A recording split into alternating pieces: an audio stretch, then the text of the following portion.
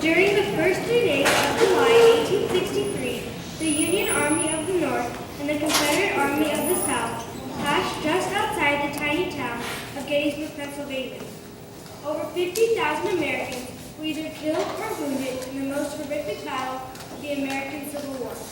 From this bloody legacy emerged Lincoln's Gettysburg Address, a speech that will reshape America into the great nation it is today. It is the late evening of July 4th, 1863. The news of the Union victory at Gettysburg has reached Washington, D.C., and there is great celebration. Here we see a group of well-wishers approaching the White House and calling out for President Lincoln.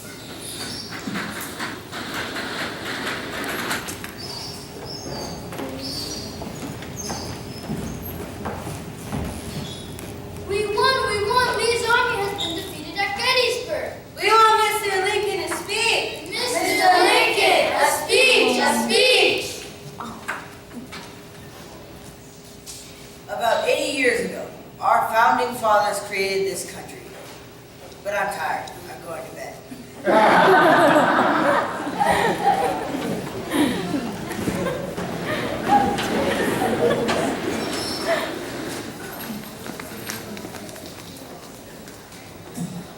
From that abbreviated speech, Lincoln will later formulate one of the greatest speeches in history of the English language. It is now October 30th, 1863. President Lincoln's bodyguard, Mr. Roy Lamont, is about to inform Mr. and Mrs. Lincoln that the President has been invited to speak at the newly created Gettysburg Memorial Cemetery.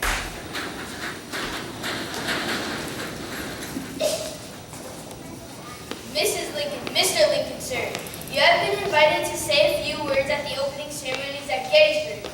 However, Mr. President, you will not be the main speaker. Mr. Edward Everett of Harvard University will be the featured speaker. That is outrageous! How dare they invite the President of the United States to speak and not allow him to be the main speaker? You mustn't go, Abraham. There's bound to be a Confederate assassin in that crowd. Mr. Everett is our nation's greatest scholar. It is only fitting and proper that he should be the main speaker. But you could be killed. My duty to the memory of those brave soldiers far outweighs any concerns over my safety. I shall speak at Gettysburg.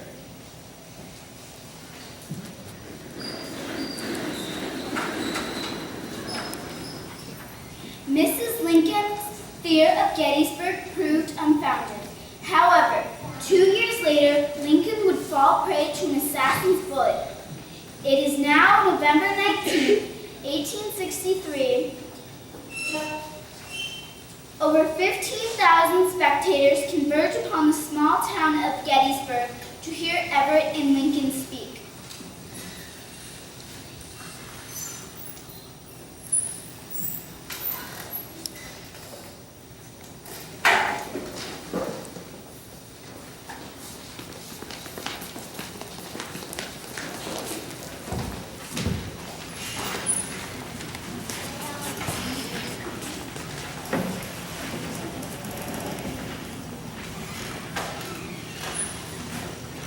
Everett's speech will last over 2 hours.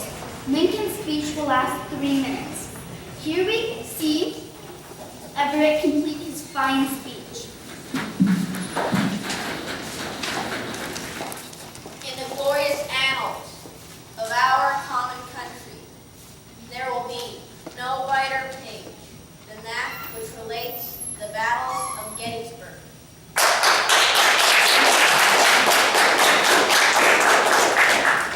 Thank you, Mr. Everett, for those very kind words. Now the President will say a few words.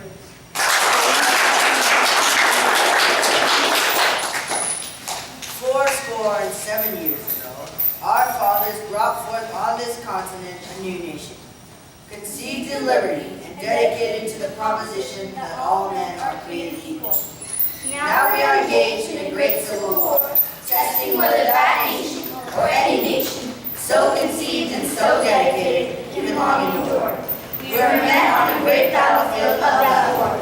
We have come to dedicate a portion of that field as a final resting place for those who here gave their lives that that nation might live. It is altogether fitting and proper that we should do this. But in a larger sense, we cannot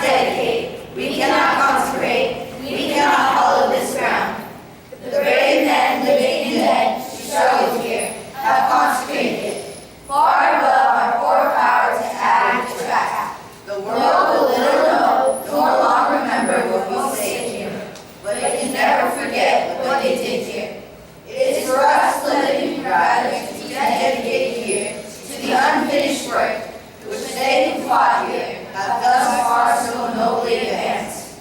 It is better for us to be here dedicated to the great task remaining before us, that from these honored dead we take increased devotion to that cause for which they gave the last full measure of devotion.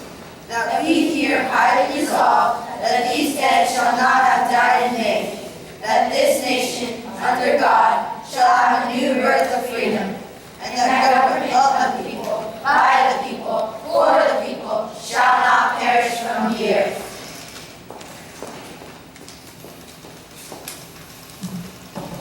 This concludes our presentation of the story of the Gettysburg Address. We hope everyone enjoyed it.